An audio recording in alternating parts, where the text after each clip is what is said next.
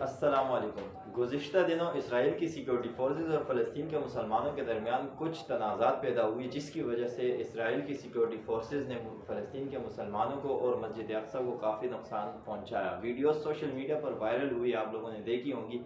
इसके पीछे वजह क्या थी? हर साल ये कोई ना कोई तनाज़ा क्यों बन जाता है, जिसकी वजह से मुसलमानों को काफ़ी दुश्वारी का सामना होता है और काफ़ी शहादतें भी होती है। इस पर बात करते हैं। देखिए, इस दफ़ा जो तनाज़ा हुआ ना, उसकी वजह ये थी कि 5 अप्रैल का जो दिन होता है ना, 5 अप्रैल का, 5 अप्रैल, इस दिन यहूदियों की ईद का, ये यहूदियों की ईद का दिन होता है। इस ईद को यहूदी बोलते हैं ईद उल फिसा, ईद उल फिसा, या इंग्लिश में ऐसे बोलते हैं पास ओवर।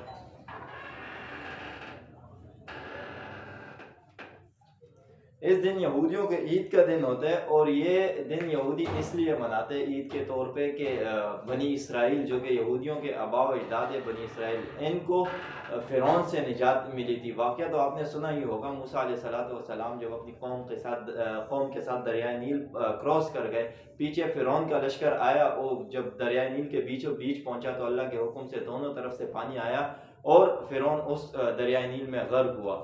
तो बनी इसराइल को, यानी कि यहूदियों के जो आबा व अजदाद है, इनको फ़िरौन से निजात मिली थी। इस वजह से इस दिन को ये लोग ईद उल फिसा के नाम से 5 अप्रैल को मनाते हैं। इस दफ़ा जो 5 अप्रैल आया वो रमज़ान मुबारक के महीने में आया और रमज़ान के महीने में आप जानते ही हैं, फ़लस्तीन के मुसलमान मस्जिद अक़सा में अफ्तार और सहरी और दीगर इबादत करते हैं। तो यहूदियों ने ये प्लानिंग तैयार किया कि इस दफ़ा हम जो अपनी ईद उल फिसा है ये मनाएंगे मस्जिद अक़सा में। ये बात पता चली फ़लस्तीन के मुसलमानों को, यानी कि जो मस्जिद अक़सा में मौजूद थे और एक बड़ी तादाद में मौजूद होते हैं इन पर प्रेशर डालने के लिए। तो उन्होंने ये फ़लस्तीन के मुसलमानों ने ये सोचा कि इस दफ़ा हम जाएंगे ही नहीं, यहाँ से निकलेंगे ही नहीं, मस्जिद अक़सा से हम जाएंगे ही नहीं, ना किसी यहूदियों को आने देंगे और ना यहाँ पे उनको अपनी मजहबी इबादत करने देंगे। यहूदियों ने ये प्लानिंग करा था कि हम मस्जिद अक़सा में जाएंगे, वहाँ पर अपनी मजहबी रसूमात इस दिन अदा करेंगे और इनका कोई बकरा वकरा काटने का होता है प्लान, तो वो इन्होंने तैयार करा था। अब देखिए, इसराइल ने यहाँ पर मस्जिद अक़सा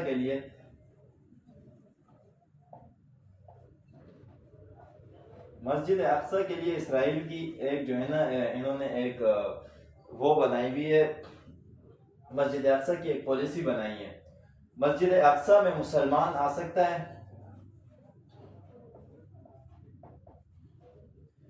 और नॉन मुस्लिम भी यहाँ पर आ सकता है, नॉन मुस्लिम।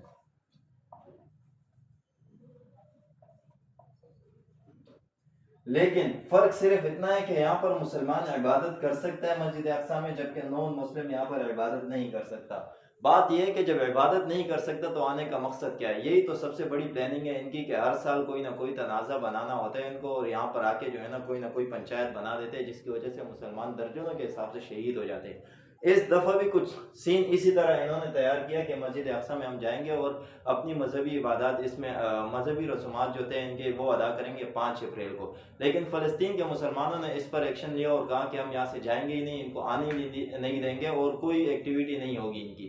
इस पर इसराइल की जो सिक्योरिटी फोर्सेज है, इसराइल के जो पुलिस है,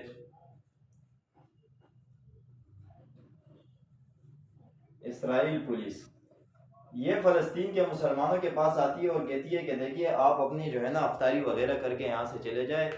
वायलेंस पैदा हो सकता है, लॉ एंड ऑर्डर के खिलाफ वर्जी हो सकती है, आप अपनी अफ्तारी वगैरह करके चले जाएं। जहाँ तक बात है यहूदियों की यहाँ पर आने की या इबादत करने की या दूसरा बकरा वकरा काटने की, तो वो उस बात की हम गारंटी देते हैं ऐसा कोई नहीं होगा। लेकिन फ़लस्तीन के मुसलमानों ने कहा कि इससे पहले भी आप इस किस्म की बातें, इस किस्म के जो है ना कमिटमेंट और वादे हमसे कर चुके हो, लेकिन यहूदी आ जाते, अपने काम करके चले जाते हैं यहाँ पर। इस दफ़ा हम किसी पर भरोसा नहीं करेंगे, हम यहाँ से नहीं जाएंगे, किसी पर भरोसा हमें नहीं। बहरहाल हम मस्जिद अक़सा की खुद सिक्योरिटी करेंगे। अब देखिए, यहाँ पर इन दोनों के दरमियान एक तनाज़ा बना, एक जंग छिड़ी, क्योंकि इसराइल की सिक्योरिटी फोर्सेस उनको मस्जिद अक़सा खाली करने का कह रही थी और फ़लस्तीन के मुसलमान इस बात के लिए एग्री नहीं थे। इसमें एक तनाज़ात पैदा हुए, लड़ाई पैदा हुई, जंग शुरू हुई, जिसकी वजह से मस्जिद अक़सा और मुसलमानों को काफ़ी नुकसान पहुँचा। ये तो थी ये इस दफ़ा की। इससे पहले जो एक तनाज़ा हुआ था फ़लस्तीन के मुसलमानों के साथ और बाकी अड़ोस पड़ोस जो इनके हैं इसराइल के, उनके साथ, उन मुस्लिम्स कंट्रीज के साथ। देखिए ये इसराइल कुछ इस किस्म का बना हुआ है। इसमें इस जगह पर जो है ना एक इलाका है, इसको बोलते गाजा, इसको गाजा बोलते हैं। और इसमें एक तंजीम बैठी हुई है, मुसल्लह तंजीम है, जिसको बोलते हैं हमास। इनके पास अपने टैंकर, अपने रॉकेट वगैरह सब कुछ इनके पास अपना है। इन्होंने क्या करा कि इसराइल पर जो है ना रॉकेट्स वगैरह और ग्रेनेड, रॉकेट्स और मिसाइल वगैरह फायर करे, और काफ़ी बड़ी तादाद में। इसी तरह इसराइल के इस जगह पर, यहाँ पर है लबनान,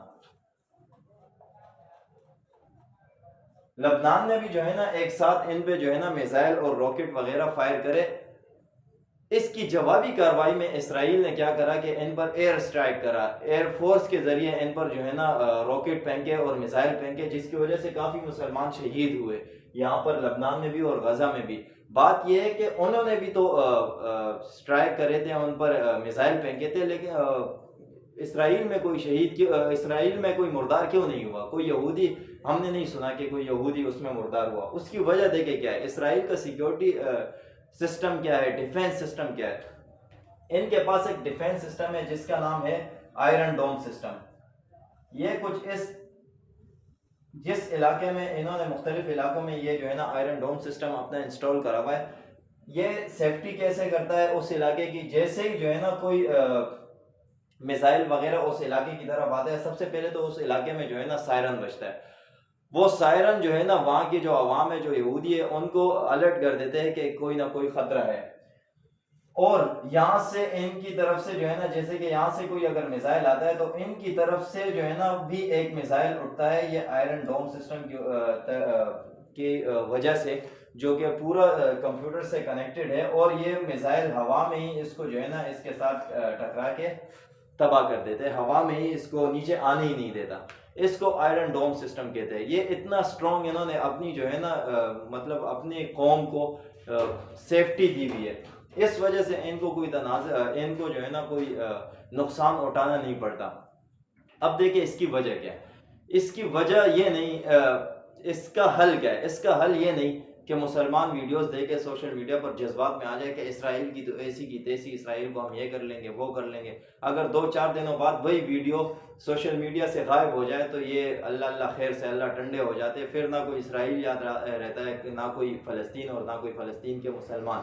यही टिकटॉक, यही इंस्टाग्राम और सोशल मीडिया पर ये जो है ना वही स्क्रॉलिंग करते रहते, वीडियोस वगैरह देखते रहते और अपनी ज़िंदगी उसी में दोबारा मसरूफ़ कर देते।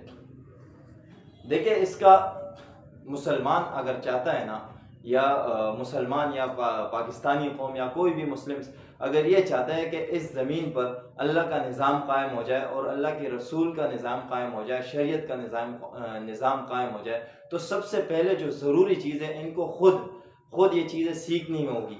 इनको पता होना चाहिए कि हम लॉ एंड ऑर्डर को कैसे यहाँ पे कायम करेंगे शरीयत के हिसाब से। इनको ये सारी चीज़ें पता होनी चाहिए। अगर आप इनसे मुसलमानों से पूछ लो PSL के बारे में या IPL के बारे में या किसी इंडियन एक्टर के बारे में, ये पूरा उनका शजरा नसब बता देंगे। लेकिन अगर इसी मुसलमान से आप पूछते हो कि किसी सहाबी के बारे में जो है ना, उसका किसी सहाबी की हिस्ट्री या उसकी जो है ना बाकी डिटेल वगैरह बता दो, तो इसको इस बारे में कोई पता नहीं होगा। 5 सहाबियों का पूछो, 5 तो दूर की बात, एक भी नहीं बता सकते। और ये फिर निज़ाम कैसे कायम करेंगे, शरीयत का निज़ाम कैसे कायम करेंगे, दुनिया में अपना इमेज कैसे बनाएंगे, किसी महफिल में बैठ के जो है ना ये कैसे साबित करेंगे कि हाँ मैं भी इस महफिल का हिस्सा हूँ और मेरी बात भी जो है ना काबिल गौर है। उसके लिए इनको चाहिए एजुकेशन सिस्टम, एजुकेट होना चाहिए।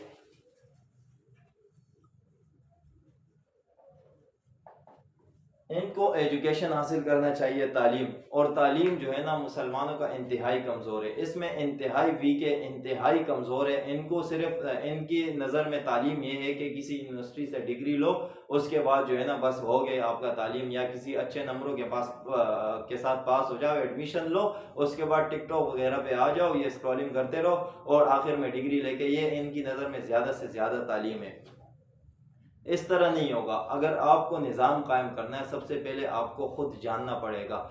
एजुकेशन सिस्टम आपका बेहतर होगा, आप चीज़ों को जानोगे, समझोगे, इसमें आपका एक अरसा लग सकता है, एक टाइम लग सकता है 50-60 साल। ये एक पूरी प्लानिंग होगी, आपको पहले खुद जानना पड़ेगा, फिर अपना एक इमेज बनाना पड़ेगा दुनिया में, अपनी एक तारीख जाननी पड़ेगी कि मुसलमान कैसे जो है ना आगे बढ़ सकता है। उसके बाद उस पर अमल दरामद शुरू करना पड़ेगा, आहिस्ता आहिस्ता ये बढ़ता जाएगा।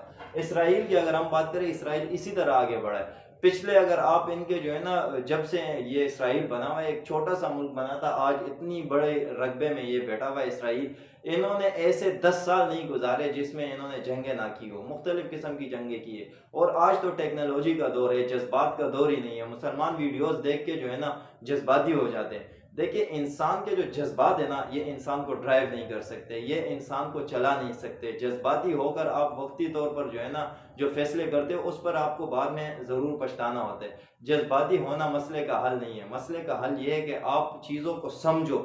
चीज़ों को समझने के लिए आपका एजुकेशन सिस्टम बेहतर होना चाहिए, आपका एजुकेट होना लाजमी है। 50-60 साल का अरसा भी लग सकता है। इसके लिए आपको सब्र और तहम्मुल से काम लेना पड़ेगा। सोशल मीडिया और ये टिकटॉक की फसादों से दूर रहना पड़ेगा, पीएसएल आईपीएल से हटना पड़ेगा, चीज़ों को समझना और उस पर गौर करना पड़ेगा, तब जाके आप दुनिया में कुछ कर सकते हो। दूसरा जो मेरी नज़र में सबसे बड़ा मसला है, ये तो पहला मसला था जो हम जो है ना एजुकेशन सिस्टम हमारा हमारा बिल्कुल वीक है, एजुकेशन में बिल्कुल कमज़ोर है। दूसरा जो बड़ा मसला है वो है फिरका वारियत। फिरका वारियत तो पाकिस्तान में अगर बात की जाए ना, तो इसकी तो बात ही नहीं है। हद तमाम है इस पर। जहाँ पर बैठो, जिस महफिल में बैठो, आपको यही मसला मिलेगा। ये रमज़ान का मुबारक महीना चल रहा है, इसमें आपने देखा होगा मुख्तलिफ महफिलों में यही बहस चलती रहती है कि तरावी 8 है, तरावी 20 है, जो 8 पढ़ते वो मुशरिक है, जो 20 पढ़ते वो ये, वो खुद से पढ़ रहे तो फलां ढिमाका, मुख्तलिफ किस्म के फतवे झाड़ रहे होते। अगर इन्हीं लोगों से आप पूछें ना कि आपने खुद पढ़ी है, कितनी पढ़ी है, तो कुछ नहीं, कुछ भी नहीं पढ़ा। बहरहाल बहस ज़रूर करेंगे। दूसरे पर फितवे लगाना, दूसरे को झाड़ना, दूसरे को, मुसलमान को बेसिकली एक मुट्ठी की तरह जो है ना स्ट्रॉन्ग होना चाहिए, वरना मुसलमान जब तक एक मुट्ठी की तरह स्ट्रॉन्ग नहीं है, तो इसके खिलाफ याद रखिए, कुफ्र एक मुट्ठी की तरह स्ट्रॉन्ग है और मुसलमान को तबाह करने में लगा हुआ है। आज आप उठा के देख ले, दुनिया के मुख्तलिफ ममालिक में जिधर भी मुसलमान है, वो जो है ना भटा हुआ है और वो शिकस्तों पे शिकस्त का यार है। इससे पहले का दौर उठा के देख ले, जब जब मुसलमानों ने जंगें लड़ी है, जब जब मुसलमान मुत्तफिक हुए, तब तक मुसलमान जो है ना दुनिया में उभर के सामने आए। जब तक मुसलमानों ने जिहाद से पीछे हटे, तब तक ये देखिए, अल्लाह ताला ने कुरान में सब्र की भी तलकीन दी है, लेकिन साथ में अल्लाह ताला ने एक और जगह पर आपको जिहाद की भी तलकीन दी है। अगर आपको कोई जीने नहीं देता, आपको सुकून से जीने नहीं देता, कोई गैर मुस्लिम या मुशरिक या कोई भी, तो आपको अल्लाह ताला ने जिहाद का भी हुक्म दिया है किसी गैर मुस्लिम के खिलाफ। तो सब्र के साथ साथ जिहाद का भी एक हुक्म है। मुसलमानों का सबसे बड़ा मसला ये है, इनको अगर आप जिहाद का बोलो तो फ़ौरन दहशतगर्दी का फतवा झाड़ देते कि ये तो दहशतगर्दी हो गई, ये तो फलां ढिमाका हो गया, सब्र करना बेहतर होता है। अगर गैर मुस्लिम आप पर वार कर रहा है, तो आपका भी हक बनता है कि आप उसके खिलाफ जिहाद करो। अगर आपको जीने नहीं देता, तो ये कुरान हुक्म देता है, मैं अपनी तरफ से नहीं कह रहा। तो ये थी वो वजूहत जो कि 5 अप्रैल को मुसलमानों पर एक जुल्म के पहाड़ टूटे।